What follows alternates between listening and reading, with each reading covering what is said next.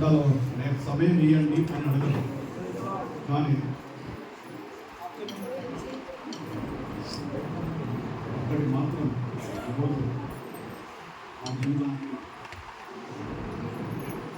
అయిపోయింది. అదేంటంటే ఒక చిన్న పాప 6 సంవత్సరాల బిడ్డ దేని కొరకు ఆమె ప్రయాసపడ్డది అంటే కేవలం పరిశుద్ధ గ్రంథం దేవుని వాక్యం మాత్రమే. 60 మైళ్ళు నడిచిపోయింది అంటే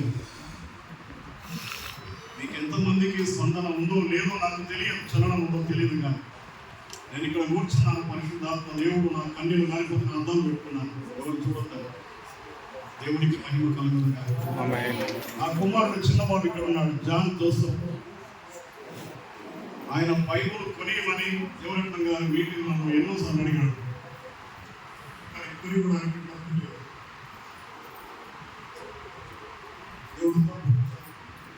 ఆ జాన్ జోసెఫ్ నేను తప్పకుండా బైబుల్ కొనిస్తానని, ఆ కుమారుడు రాబో కాలంలో గొప్ప సెలవు కావాలని నేను తలస్తూ, అయ్యగారు ఈ మాట ఇంత దూరం ప్రయాసపడుతుంది.